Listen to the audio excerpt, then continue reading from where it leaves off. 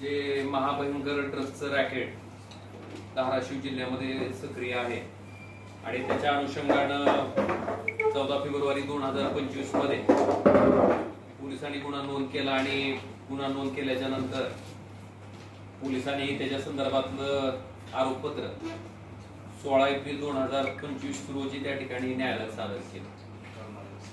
त्या आरोपपत्राचा अभ्यास केल्याच्या नंतर मला फक्त पूर्वी एका गोष्टीची तुम्हाला आठवण करून द्यायची आहे की डिसेंबर 2023 मध्ये राणा पाटलाला समजलं होतं की त्यांचा कार्यकर्ता हा ड्रग्सच्या आहे. त्याच्या संदर्भात पहिल्यांदा त्या कार्यकर्त्याला सोलापूरला, सोलापूरहून पुण्याला, पुण्याहून नेरुळला, नेरुळहून बडोद्याला, नेरुळहून मुंबईला, मुंबईहून बडोद्याला ड्रग्सचं व्यसन सोडण्यासाठी त्यांनी हा प्रयत्न केला असं म्हणते ती त्यांच्या ह्याच्यात सांगताना. पण डिसेंबर 2023 पासून गुन्हा दाखल व्हायला 14 फेब्रुवारी 2025 का उजाडलं? डिसेंबर 2023 म्हणजे 2024 2025 म्हणजे 1 वर्ष 1 महिना गेला. मग नेमकं राणा पाटील लोकसभा आणि विधानसभेच्या निवडणुकीत होण्याची वाट बघत होते का? जर माझा कार्यकर्ता अशा पद्धतीनं ड्रग्सचं सेवन करतोय आणि त्याला असं व्यसन लागलंय आणि अशा पद्धतीचं ड्रग्स इथं मिळतंय की लोकप्रतिनिधी म्हणून जर मला कळालं तर माझी पहिली जबाबदारी काय? ताबडतोब ज्या दिवशी कळालं त्याच दिवशी त्याच्या संदर्भात मला वाटतं पोलिसांना माहिती देणं आणि ह्याच्या संदर्भात जे कोणी आरोपी असतील त्यांना गजाच्या आड करणं ही मला वाटतं पहिली प्राथमिक जबाबदारी असते कुठले सामान्य माणसाची. आपण तर लोकप्रतिनिधी आहे. मग तुम्ही डिसेंबर 2023 पासून 14 फेब्रुवारी 2025 का उजाडलं? हा जो मधला काही 1 वर्ष 2 महिने 3 महिन्याचा कालावधी गेला हा नेमका कशासाठी होता? निवडणुका पार पाडण्यासाठी होता.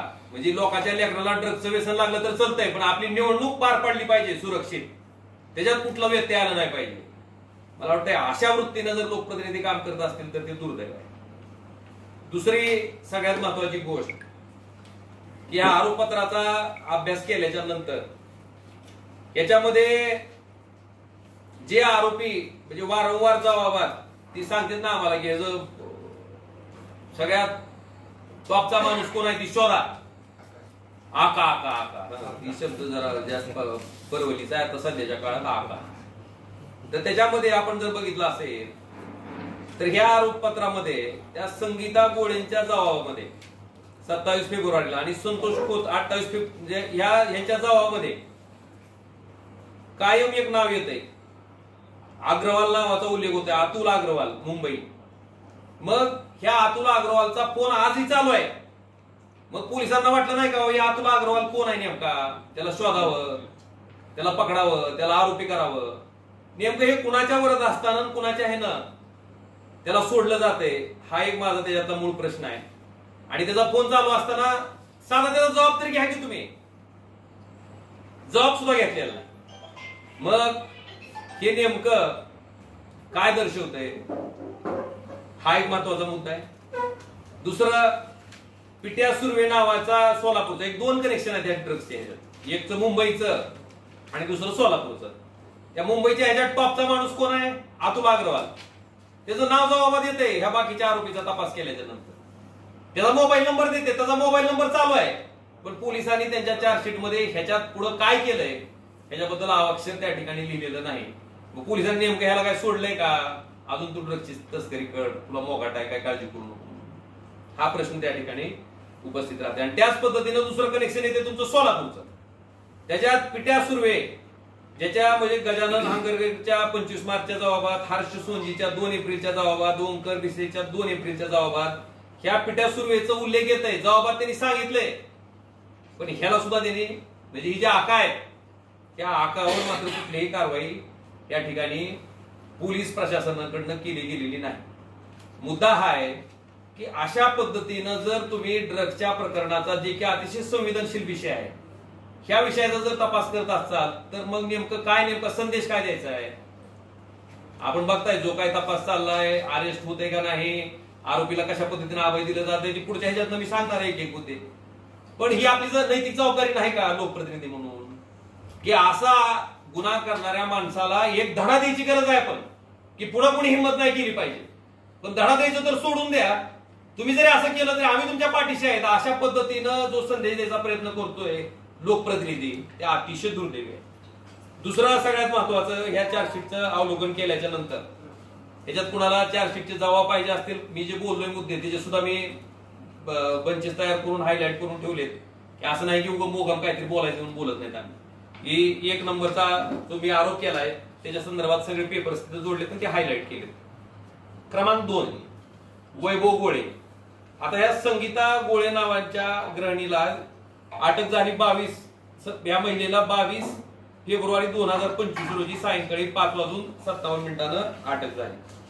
आणि अटक झाल्याच्या नंतर पोलिसांनी तिचा जो पती आहे त्या पतीला कळवलं की बाबा तुमच्या बायकोला अटक केलेली आहे, आणि त्याच्या संदर्भात जो पती आहे त्याचं रिसिव्ह घेतलंय, आम्ही अटक केली आहे म्हणून जे पत्र दिले ते रिसिव्ह घेतले त्याच्यावर. त्याच्यानंतर हा जो वैभव गोळे नावाचा व्यक्ती आहे ह्याच्यावर व्हीपी रोड पोलीस स्टेशन त्याच्यावर एनडीपीएस चे गुन्हे दाखल आहेत, 3 गुन्हे दाखल आहेत. गुन्हा नंबर 32/2023, गुन्हा नंबर 56/2022 व्हीपी रोड दोन्ही पोलीस स्टेशनचे आहेत. आणि डेहबेवाडी पोलीस स्टेशनचं गुन्हा रजिस्टर नंबर 41/2019 आणि कलम आहेत 353. डेहबेवाडीचे 353 आहेत, पण वरचे जे गुन्हा आहेत कलम 8(क)27 एनडीपीएस ऍक्ट, कलम 8(क)22(ब) एनडीपीएस ऍक्ट. मग मला काय म्हणायचंय, पोलिसांचं काम नव्हतं का की बाबा अशा गुन्ह्यात हा माणूस आहे पूर्वीपासून तर त्याच्यावर लक्ष ठेवणं, त्याच्यावर व्हिजिलन्स करणं, त्याच्या हालचालीवर बारकाईनं पूर्ण नजर ठेवून राहणं. त्याच्या माझं जर असं म्हणणं आहे तर त्याच वेळेस उचलायला पाहिजे ना, जबाब घेण्यासाठी तरी किमान पोलिसांच्या कस्टडीमध्ये घ्यायला पाहिजे होतं त्याला.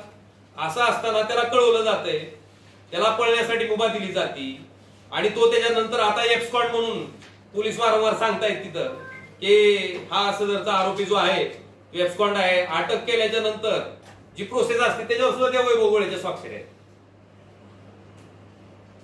नेमकं पोलीस करायला लागलेत काय, आणि मला वाटतं आजपर्यंत पण ती एब्स्कॉन्डच आहे. मग ह्या वैभव गोळेला का सोडलं तुम्ही पोलिसांनी, हा पण प्रश्न आहे ना. पोलिसांना माहित होतं, त्याचा सहभाग पोलिसांना आढळलाय, मग त्याच्यावर नजर ठेवणं, सर्व तपास अशा पद्धतीने केला जातो का? त्यालाच कळवलं जातं की अटक केली, पळतो आता, आणि पुन्हा 28 पासून त्याच्या मागे लागले, त्याला हुडकायला लागले, आता कुठे गेला, आता कुठे गेला, आता कुठे गेला. क्रमांक 2 हा विषय. पुन्हा ह्याच्यात तस्कर करणारे वेगळे आणि सेवन करणारे हे कुणाच्या सोयीसाठी केले नेमकं,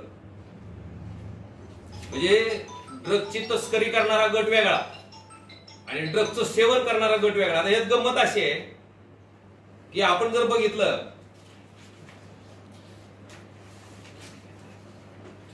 संतोष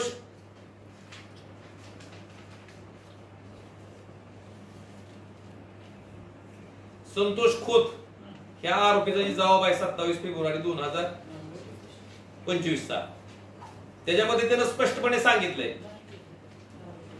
की ह्या विनोद गंगनेच्या सांगण्यावरनं 50 पुड्या बापू कने आणि 35 पुड्या गंगनेसाठी अशा 85 पुड्या घेतल्या, आणि त्याच्यासाठी 2,97,000 रुपये ड्रग्स गंगने यांनी घेतले.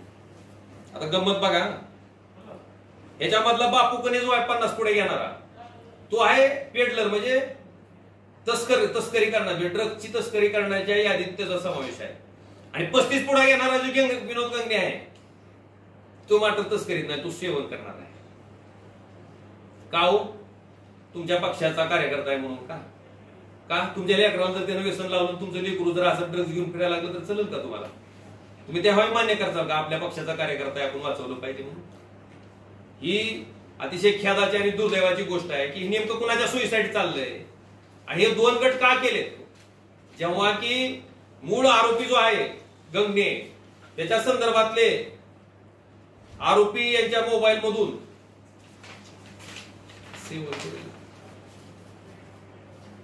2 गट केलेत बघा. एका ह्याच्यात 26 जे आरोपी आहेत ते तस्कर म्हणून त्यांनी निष्पन्न केलेत, आणि त्याच्या खाली साधारणतः जवळपास 10 जे आरोपी आहेत त्यांना सेवन गटातले आरोपी म्हणून असं म्हणजे बायफर्गेशन केलं.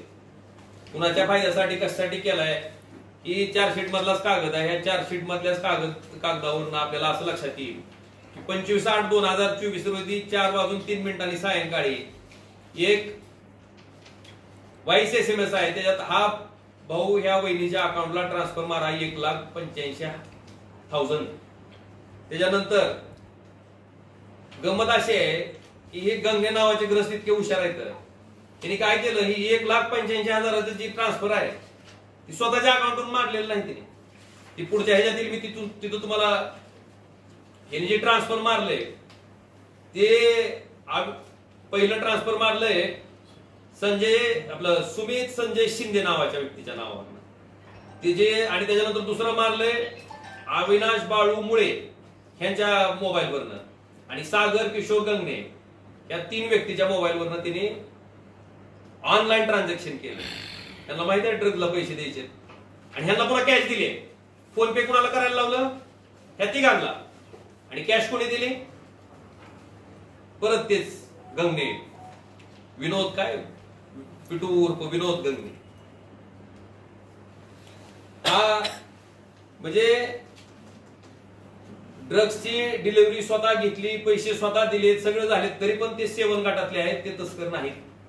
जेव्हा की 50 पुड्या घेणारे बापू कने हे तस्कर आहेत आणि 35 पुड्या घेणारे जे गंगे आहेत ते तस्कर नाहीत. काय नेमकं काय म्हणजे डोकं काय लॉजिक लावले पोलिसांना, खरं कशा पद्धतीने केलं. आणि ही शांत डोक्यानं केलेला कार्यक्रम आहे.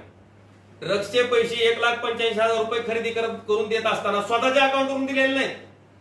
या 3 लोकांना ऑनलाईन ट्रान्झॅक्शन करायला लावले, जे की तिथं पोलिसांच्या चार्जशीट मध्ये आहेत, आणि ह्या लोकांना कॅश दिली नंतर. तरी पण हे सेवन गटातली म्हणजे काय म्हणायचं त्याला, शाव माणूस म्हणजे वाचवायचा प्रयत्न आहे. हे ह्या सगळ्या त्यांच्या गोष्टीवरनं दिसून येत आहे.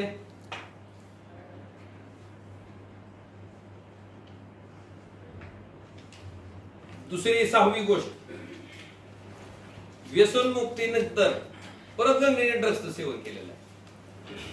त्यांच्यासाठी व्यसनमुक्तीवर उपचार करण्यासाठी त्यांनी पत्रकार परिषदेत सांगितलं की तेरणा निरूळ त्याचा काय कागदपत्राचा कुठं उल्लेख नाही, पण त्याच्यानंतर जे हिने ड्रग्स घेतले 2,97,000 परत 1,85,000 ही 25 ऑगस्ट 2024 रोजी ही ड्रग्सची खरेदी केलेली आहे. म्हणजे ह्या सगळ्या दिव्यातनं पार पडून त्याच्यात सगळं बघून की आता आपल्याला ड्रग्स सोडायचंय म्हणून जी मागाशी सांगितला प्रवास तुम्हाला, त्या सगळ्या ठिकाणी जाऊन आलेही आणि तेवढ्या ठिकाणी जाऊन येऊन परत जे करायचं तेच कार्यक्रम यांनी चालू केला. म्हणजे परत सुद्धा व्यसनमुक्ती मग म्हणतात नाही, त्याच्यानंतर सुद्धा ड्रग्सचं सेवन केलं हे त्याच्या अकाउंटच्या स्टेटमेंटवरून पोलिसांनी जे चार्जशीट सबमिट केलंय त्याच्यावरच्या अकाउंटच्या स्टेटमेंटवरून त्या ठिकाणी दिसतंय. आता 7वा एक सगळ्यात महत्वाचा मुद्दा आहे. बापू कणे यांचा ICICI बँकेचा 24 पाने स्टेटमेंट आहे बापू कणेचं. त्याच्यातली फक्त 4च पानं जोडली आहेत, बाकीची 20 पानं जी आहेत ती जोडलेली नाही स्टेटमेंटची. एखादं अकाउंट एखाद्या आरोपामध्ये जर वापरलं गेलं असेल तर त्याच्यावर झालेल्या प्रत्येक ट्रान्झॅक्शनचा अभ्यास करणं पोलिसाचं काम आहे का नाही, त्याचा तपास करणं काम आहे का नाही, का फक्त 4च पानाचा करायचा आणि 20 पानाचा सोडायचा का? म्हणजे पोलिसांना वाटतंय तसं का वरून पॉलिटिकल प्रेशर असल्यामुळं जसं आपल्याला पाहिजे तसं असा काहीसा तपास मला वाटतं ह्या ठिकाणी केलाय.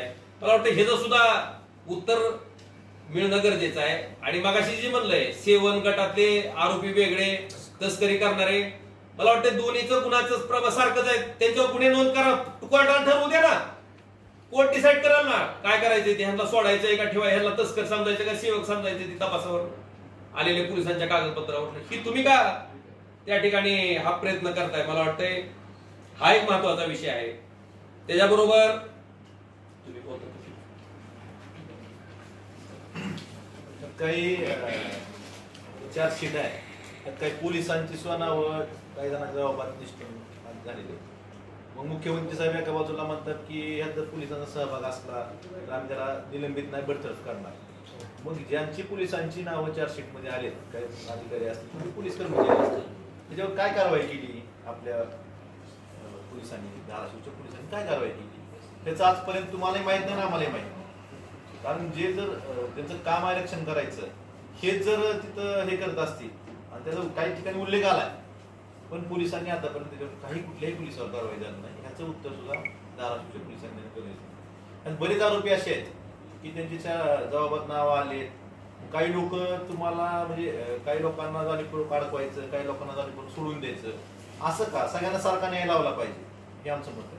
त्यामुळं ह्या बाबतीत सुद्धा काही चार्जशीट जबाबात नाव आले, चार्जशीट जबाब आहेत वकिलांनी की आम्ही जे बोलतोय ते आम्ही मनाचं काहीच बोलत नाही. पोलिसांनी जे चार्जशीट कोर्टात दाखल केलेलं आहे त्याचे आम्ही नकल काढून त्याचा त्याच्यावर थोडा अभ्यास करूनच हे बोलतो.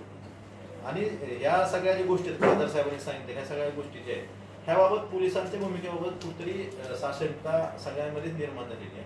त्यामुळं कुणाच प्रेशर खाली आहे का जाणीवपूर्वक पोलीस करतात ह्या सगळ्या गोष्टीसाठी आम्ही माननीय मुख्यमंत्री आपले राज्याचे गृहमंत्री यांना भेटणार आहोत. ह्या सगळ्या गोष्टी त्यांच्या निदर्शनास आणून देणार आहेत हे आम्हाला आजच्या प्रसंगावर सांगायचं. पोलिसांची नावं सांगता? पोलिसांची नावं नाव आणि पद नाही ती जी जबाबात आले तुम्हाला त्याची कॉपी पाहिजे तुम्हाला देतो म्हणजे पुरावा सगळं छापा ना जी छापायची बँक स्टेटमेंटची 20 पानं असताना नेमके 4 पानच तोच प्रश्न काय झाला. हाच प्रश्न आहे ना. शंका निर्माण होईल असं का वाटेल त्यांचे विशेष काय काय माहिती नेमकं पोलिसांना कुणाला वाचवायचंय का की त्याच्यात काही असे ट्रान्झॅक्शन आहेत की ज्या माणसाचे नाव समोर आल्याच्या नंतर हा कार मारणार आहे ह्या भीतीमुळे पोलीस ती नावासमोर म्हणजे ती 20 पानं स्टेटमेंटची पुढे येऊ देत नाहीत का? लपवायचं काय कारण नाही ना स्टेटमेंट सगळं जोडायचं. आणि अशा पद्धतीने जर पोलीस तपास करणार असतील आणि लोकप्रतिनिधी म्हणून जी मिरवते की आम्हीच ही इन्फॉर्मेशन दिली आम्हीच ही माहिती दिली त्यांना मी पहिला प्रश्न तर केलाय की तुम्हाला डिसेंबर मध्ये 2023 मध्ये कळालेलं असताना तुम्ही 1 वर्ष 2 महिने का शांत होतात निवडणुकीची संपायची वाट बघत होतात का? या प्रश्नाचं उत्तर माझी विनंती आहे तुम्हाला त्यांना विचारा तुम्ही. बरं ते ठीक आहे झालं तुम्ही निवडणुका पार पाडण्यासाठी थांबला जेव्हा आरोपी निष्पन्न व्हायला लागलेत आज पण त्यांना तर पाठीशी घालू नका ना. त्यांना कशामुळे पाठीशी घालताय मी तुम्हाला तुमच्या लक्षात आलं असेल त्याच्यात मी प्रांजळपणे सांगितलं होतं की आमच्यातलं सुद्धा कोणी असेल आम्ही स्वतः जरी असेल तर आम्हाला सोडू नका. आपण निरपेक्ष भावनेनं समोर गेलं पाहिजे ना. नुसतं लोकांचे प्रतिनिधी म्हणून आपण सांगायचं आणि वागताना जर वेगळं वागत असू तर हे का? आणि सगळ्यात महत्वाचा मुद्दा आहे की ती वारंवार सांगते की आम्ही इन्फॉर्मेशन दिली आम्ही इन्फॉर्मेशन. समजा गृहीत धरा की मी इन्फॉर्मेशन देणारा जर आमदार तिथं असतो तर सर्वोच्च सभागृह कुठला आहे ह्या संदर्भात आवाज उठवायचा. समजा आमदार असेल तर महाराष्ट्राची विधानसभा आहे आणि खासदार असेल तर देशाची लोकसभा आहे. लोकसभेत ह्याच्या संदर्भात मी बोललो विधानसभेत कैलास पाटील साहेब बोलले मग राणा पाटील का बोलले ना ह्या प्रश्नाचं उत्तर तर तुमची प्रांजळ इच्छा आहे ना. तुम्ही इन्फॉर्मर आहेत ना. तुम्ही मोठं मन करून तिथं सांगायला पाहिजे होतं ना. येऊ दे ना काय दूध का दूध पाणी का पाणी होऊ दे ना सांगायला पाहिजे होतं ना. का सांगितलं नाही तुम्ही? नेमकं वाचवायचं कुणाला? त्याच्या मुळापर्यंत जायचं असलं अतुल अग्रवालला स्टेटमेंटमध्ये असं आहे की 2017 पासून ती गोळी फॅमिली त्या अतुल अग्रवालकडनं ड्रग्स खरेदी करत होती. मग अतुल अग्रवालचा फोन त्या जबाबातून आजही चालू आहे. पोलीस त्याच्यापर्यंत मुळासकट उकडावं लागेल ना. तुम्हाला जर सिंडिकेट उकडायचं असेल त्यांना का सोडून दिले? तुम्हाला दबाव आहे का? तुम्हाला तपासाला मर्यादा घालून दिली. तुम्ही संतोष पोतपर्यंत वैभव गोळेपर्यंत जायचं पुढे जायचं नाही. मूळ कुठे मुळासकट कुठून काढलं पाहिजे नाही. ह्याच्या दृष्टीनं तपास आपल्या धाराशिव पोलिसांनी का केला नाही? का सक्षम नाही ते त्या तपास करायला? तसं असतं दुसऱ्या यंत्रणेकडे आपण विनंती करू सरकारने दुसऱ्या तपास द्या. ह्यांना काय अडचणी आहेत का तपास करायला? मुळापर्यंत जायला काय अडचणी आहेत? जिथून ड्रग्ज येत आहे तिथपर्यंत गेलं तरच हे कुठे थांबल ना. आज ह्यांच्या मार्फत दुसऱ्या मार्फत सप्लाय करते पण त्या माणसाला जर काहीच होत नसेल मुळापर्यंत जर गेलो नाही आपण तर उपयोग काय तपास करणार? कुठली यंत्रणा सक्षम वाटते तपास? ते एनडीपीएस असं मुख्यमंत्री साहेबांच्या कानावर ह्या गोष्टी घालणार आहे. त्यांना हे सगळे पुरावे दाखवणार आहेत आमच्या निर्देशनात. त्यानंतर मुख्यमंत्री साहेब नक्कीच ह्यात काहीतरी योग्य मार्ग काढतील आणि मुळात सकट हे उकळून काढतील असं आम्हाला वाटतं. कधी भेटता येईल? आम्ही त्यांची वेळ घेऊन पुढच्या भेटणार आहे. त्याला दादा तुम्ही आता मगाशी बोलताना सांगितलं की पोलिसांचा सहभाग यायचा 400 आम्ही पहिल्यांदा विचारतो 400 मध्ये किती पोलिसांचा सहभाग आहे? आम्हाला जे पानं भरपूर आहे आम्हाला एका पोलिसाचा उल्लेख असलेलं जबाब एक दिसला तर एखाद्या आरोपी जबाबही खरं म्हणला तर त्या दिवशी तपास केला का, तर तुम्ही गेलात का तपासापर्यंत, हे पोलिसांनी सांगणं गरजेचं आहे. तो पोलीस कर्मचारी की अधिकारी? कर्मचारी वाटतो. अशा पद्धतीनं जर अशा ड्रग्ज सारख्या सेन्सिटिव्ह विषयामध्ये आपलं पाठबळ त्या आरोपीचे पाठीशी आहे असं जर मेसेज जात असेल तर ते समाजासाठी योग्य आहे का? याचा अर्थ काय, तुम्ही काही केलं तुम्ही राजकारणात आहेत, तुम्ही आमच्या पक्षात आहेत म्हणून आम्ही तुम्हाला वाचू हा संदेश दिल्यासारखा नाही. बरं, ड्रग्सचे चटके त्या स्वतः त्यानं भोगलेले आहेत.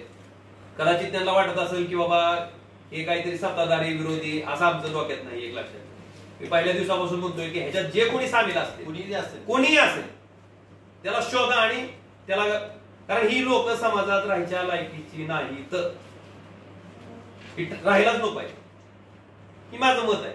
आणि ह्याच्यासाठी आमचा पाठपुरावा चालू आहे. कृपा करून ह्याच्यात कुणी वैयक्तिक घेऊ नका. आमचं काय तुमचं बांधाचं भांडण नाही कुणाचंच. हे जे प्रकरण आहे ह्या प्रकरणाच्या अनुषंगानं अशा पद्धतीचं ड्रग्सची विक्री आपल्या जिल्ह्यामध्ये होऊ नये, आपल्याकडची तरुण पिढी या ड्रग्सच्या आहारी जाऊ नये, ह्या भूमिकेतनं ह्याच्यातली जी कोणी ह्याच्यात सहभाग असणारी माणसं आहेत ती 100% शोधली गेली पाहिजे. त्यांना कुठल्याही प्रकारचं अभय न दिलं गेलं पाहिजे. त्यांना कडक मधलं कडक शासन त्या ठिकाणी झालं पाहिजे, जेणेकरून बाकीच्या लोकांनी हा व्यवसाय करत असताना जर कुणाची उद्या अजून धजावला कोण तर त्याला कळलं पाहिजे की हे जर विक्री केली तर ह्याचे परिणाम एवढे गंभीर आहेत, आपल्याला भोगावे लागतील. असं संदेश देणं गरजेचं आहे का नाही? दादा नेमकं तुमचा आक्षेप कुणावर आहे? राजकारणी लोकांवर आक्षेप आहे की पोलिसांवर आक्षेप आहे?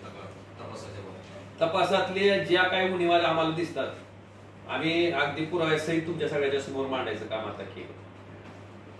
आणि पोलिसांनी का केलं नाही, कारण डळडळीत नाव येतं त्या अग्रवालचं, त्याचा का जबाब घेतला नाही त्याला का? आणि गंमत अशी त्याचा फोन पण चाललाय. आक्षेप कुणावर आहे? पोलीस अगदी माझा आक्षेप हाच आहे की पोलिसांनी तपास करत असताना नेमकं कुणाला वाचवण्यासाठी तपास केला. 24 पानामधली 4 पानं फक्त तुम्ही घेता, 20 पानं तुम्ही घेत नाहीत, काय कारण आहे? याचं उत्तर मिळालं पाहिजे ना. पोलीस राजकीय दबावामध्ये काम करत आहेत. ह्याच्यात त्यांना असं वाटतं की कोण ना कोणतरी राजकारणातला असलेला माणूस लपवायचं काम पोलिसांकडनं होतं, असं माझं स्पष्ट आरोप आहे. कारण ते यश होत नाही. पिटू गंगणेचे भाऊ विरोध करणे यांनी तुळजापूरमध्ये प्रेस घेऊन सांगितली की ड्रग्सची माहिती आम्ही दिली. तर चार्जशीट मध्ये त्यांनी माहिती दिली असं कुठे उल्लेख आहे? पिटू गंगणे यांनी माहिती दिली ड्रग्सची. बरंच आहे बघा, महाभारत रामायण पकडली आम्ही अभ्यास करून तुम्ही थोडा केला तर करून ते लक्षात येईल. त्यांचं तर खरं कौतुक करावं तेवढं कमी आहे. काय बोलावं अशा माणसाला?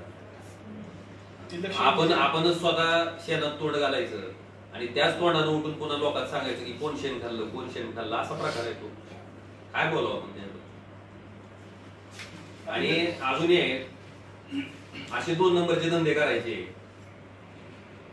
नगरपालिकेत मोठ्या प्रमाणात भ्रष्टाचार करायचा, तिथून पैसे कमवायचे, तुळजाभवानीचे पासेस घ्यायचे, त्याच्यातनं आमाप माया जमवायची, ड्रग्सची विक्री करायची, त्याच्यातनं आमाप माया जमवायची. आणि अशा पद्धतीनं मोठं होऊन जर दुसऱ्या माणसाला शुल्लक, कुणाचे वडील दूध विकत होते, कुणाचे वडील काय होते असं हिनवायचं, यांची लायकी आहे को? हा, तेवढं नाही. आणि एक नाही धंदा अजून पुन्हा मटक्याचं कळालंय आम्हाला. म्हणजे जी काय 2 नंबर आहे ती स्वतःच करायचं आणि आरोप कुणावर करायचे. ही कुठली वृत्ती आहे नेमकी? अरे तुम्ही पैशानं तुमच्या प्रॉपर्टीनं जर आमची श्रीमंती, तुम्ही जर आम्हाला शुद्र समजत असाल, लोक दाखवतील म्हणा तुम्हाला काय असते. आणि माझं तर आव्हान आहे जनतेला तुळजापूर मध्ये किंवा जिथं जिथं ही ड्रग्सची तस्करी करणारी जी लोक, राजकीय लोक जी ह्याच्यात असते, माझं म्हणणं आहे लोकांनी खडासारखी उचलून बाजूला फेकली पाहिजे. ह्याला एक संदेश देणं गरजेचं आहे लोकांनी सुद्धा त्यांच्या कोर्टात. ह्या पद्धतीचं तुमचं आचरण आम्ही खपवून घेणार नाही, कोणी का असणार. दुसऱ्याला शुद्र समजायचं आणि आम्ही प्रामाणिकपणे राहिलो आहोत, प्रामाणिक असलो, तुमच्यापेक्षा आम्ही गरीब असलो म्हणजे तुम्ही आम्हाला हित समजता का? तुमच्यासारखी भिकारी तर नाहीत ना म्हणून, तुमच्यासारखं नालायक वागणारे तर नाहीत ना म्हणून. कुठं मंत्रिपद मिळतंय म्हणलं की निघाला त्या पक्षात, सांगताना काय विकास करायचा आहे. आहेत ना जिथं आहे तिथं खुट्टा राहून थांबला ना प्रामाणिकपणे, कुणाच्या आयुष्याला नाही बळी पडलो. आणि मला वाटतंय कसं असतंय, इतिहास ही लढणाऱ्याचा लिहिला जातो, पळून जाणाऱ्याचा कधीच इतिहास लिहिला जात नसतो. पहिला दादा अधिवेशनात जे उत्तर व्हायरल झालं होतं, विधानसभा अध्यक्षांना सुद्धा त्याच्या विधानसभा अध्यक्षांना काही कारवाई काय झाली? त्यावेळेस कॅबिनेट मंत्र्यांनी सभागृहात सांगितलं की या प्रकरणाची चौकशी करून त्या दिवसात ती मांडतील चौकशी काय झाली. विधान भवनाची प्रॉपर्टी होती ती तिथं साधारण होण्याच्या आधीच कशी लीक झाली याबाबत मी तिथं मांडणार चौकशी करून पुढच्या दिवसात मांडतील त्याची माहिती घेऊन मला कळून देईल. मी ह्या प्रकरणात स्पष्ट बोलतो, तुम्ही विधानमंडळात हा प्रश्न तारांकित प्रश्न करत नाही, तुम्ही लक्षवेधी सूचना मांडत नाही, दुसरा आमदार लक्षवेधी सूचना मांडतो, तर त्या लक्षवेधीचं सूचनेचं उत्तर तुमच्या पीएला का घ्यावं असं वाटते मला ह्या प्रश्नाचं उत्तर द्यायचं. तुम्ही फेर आहेत ना, तुम्ही सूचना दिलीत ना, मग तुम्ही त्या प्रश्नाचं उत्तर का घेताय तुमच्या पीएच्या मार्फत, त्यांच्याच पीएकडनं ते व्हायरल झाले. मला पोलिसांवर दबाव आहे का नाही ही सांगणे ही एवढं स्पष्ट आहे ना. विधिमंडळातलं एखादी लक्षवेधी झाल्याच्या नंतर त्या लक्षवेधीचं उत्तर त्या आमदार महोदयाला विधानमंडळाच्या मार्फत मिळायच्या आधी त्या लक्षवेधीचं उत्तर जर लोकप्रतिनिधीच्या पीए कडनं व्हॉट्सअपला टाकलं जात असेल तर ह्याच्यात दिसत नाही का पोलिसांवर दबाव आहे. कशाच्या आधारे पोलिसांनी दिले? ह्या तपासाचं ह्या लक्षवेधीचं उत्तर कुठल्या नियमात दिलं पोलिसांनी त्यांच्या पीए जवळ? आणि माझा प्रश्न हा आहे की त्यांच्या पीएनं का मागितलं? पीएनं मला मागितलं का? आता माझे पीए आहेत, माझा पीए कधी कागद मागल जेव्हा मी त्यांना सांगेन किंवा ही कागद मागा, मग मी कागद का मागायला लावतो ह्या प्रश्नाचं उत्तर द्यायला पाहिजेत ना. ही अनुत्तरित प्रश्न आहेत, आजपर्यंत कधी बोलले नाहीत त्याच्याबद्दल. तू नुसतं मी माहिती दिली, मग ड्रग्सची माहिती तुम्ही दिली होती, मटक्याची तुम्ही दिली का? तर मटक्याची झाड पडली मग ती कुणी दिली? आता या संदर्भात तुम्ही मुख्यमंत्र्यांना भेटल्यानंतर ही जी चार्जशीट दाखल झाली आहे त्याच्यात काय बदल अपेक्षित तुम्हाला आणि काय होईल? सखोल तपास व्हावा, निपक्षपातीपणे कुणाला अडकवायचं किंवा वाचवायचं अशा पद्धतीने तपास झाला नाही पाहिजे. जो काय तो सरळ मार्गी तपास व्हावा, जे दोषी आहेत कुणी काय असलं तरी त्यांच्यावर कारवाई, आणि कितीही मोठा असला म्हणजे ती अतुल अग्रवालची पुढची कुठली लिंक असली तिथपर्यंत पोलिसांनी जावं आणि मुळासकट हे ड्रग्सचं रॅकेट करून टाकावं हीच आमची मुख्य. आता हे दाखल केलेलं जे चार्जशीट आहे त्याच्यावर तुमचे आक्षेप आहेत ना, त्याच्यात पण पूर्व तपास करतील ना. दाखल करता येईल. आमचं म्हणणं आहे की चांगला अजून व्यवस्थित तपास व्हावा. भेटून आम्ही त्यांना हे निर्देश गोष्टी द्या, त्यांना वाटलं हे पोलीस करतील त्यांच्या करून घेणार यंत्रणा बदलतील. पण जे आरोपी फरार आहे सध्या त्या संदर्भात काय म्हणजे नेमकी काय मागणी करणार सीएम कडे वगैरे? आरोपी फरार म्हणजे सध्या संपत्ती जप्त करावी किंवा कसं आहे आता आपण बघतोय आरोपीची अटकपूर्व जामीन व्हावी ह्याची पोलीस वाट बघतात का, हा प्रश्न आमचा. आणि आम्हाला तर कळालं काय आरोपी न्यायालयात त्या ठिकाणी येते, न्यायालयातून जाते, पोलिसांना मात्र सापडले गेले. काय मला काय म्हणायचंय, काय संदेश द्यायला लागला नेमकं जनतेला? बरं वैयक्तिक एकाच व्यक्तीच्या नावाबद्दल काय एवढं हे आहे? कुणी का असेल, माझं काय म्हणणं आहे, कुणी का असेल. आणि माझं तर म्हणणं आहे की संघटित गुन्हेगारीचा प्रकार आहे. ड्रग्ज विक्री करणं, मटक्याच्या बुक्या चालवणं, अजून काय गैरव्यवहार करणं, ही संघटित गुन्हेगारीचा प्रकार आहे. मला वाटतं मकोका अंतर्गत त्यांच्यावर कारवाई होणं अपेक्षित आहे. मकोका अंतर्गत निस्ता सुरू असं नाही.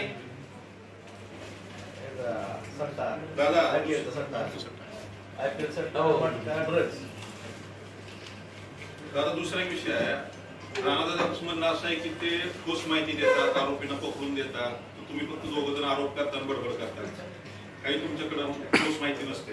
ही काय ठोस आहे का? ठोसचा बाप आहे. पोलिसांनी जी तपास केला आहे त्यांची खरंच आम्ही ठोस माहिती महाराष्ट्राच्या मुख्यमंत्र्यांकडे देऊ. माझं तर म्हणणं आहे त्यांचा मेंदू तपासावा. आता तुमच्यावर पण आरोप झाले की ड्रग्स मधले काही आरोपींचे फोटो बिलकुल. मी माझ्यावर ज्या दिवशी माझ्यावर आरोप झाले आणि माझ्याबरोबरचे फोटो त्यांनी दाखवले त्या दिवशी मी सांगितलं की माझ्या कुठं, आणि त्या दिवशी मी आवाहन केलं तुम्हाला आठवत असेल की माझा त्या आरोपीचा कुठं फोनवर संपर्क आला का तपासा ना, सीडीआर तपासा ना, आमचे सीडीआर काढा. आणि माझं अजून दुसरं म्हणणं आहे की जे आता आरोपी त्यात सामील आहे त्यांचे सीडीआर तपासा, त्यांच्या नेत्याबरोबर झाले का नाही. आणि माझं काय म्हणणं आहे, मी सुद्धा असं मला सुद्धा फासावर चढव, माझी काय अडचण नाही. दादा वेद उघडायचा तपास हे तुमचे भावी काय स्वयंघोषित राज्यमंत्र्याचा त्याचा खरंच मी तुझा तपास तिथे काय झालंय, कशाला शिक्षण झालंय मला माहिती नाही, कॉन्व्हेंटच्या कशा तरी शाळेत झाली, त्यांना वाटतं ती एकटी हुशार आहे, दुसऱ्याला काय अडचण आहे का नाही. त्यांना जे एकटं ज्ञान म्हणजे अख्खं ज्ञान म्हणजे जेव्हा ज्ञान वाटलं जातो तेव्हा ती एकटे जन्म झाला काय त्यांचा, बाकी कोण नव्हतं. अशा पद्धतीनं भाषा असते. आणि कसं असतंय, माणसाच्या बोलण्यातनं आणि वागण्यातनं ते उल्लेखित होत आहे.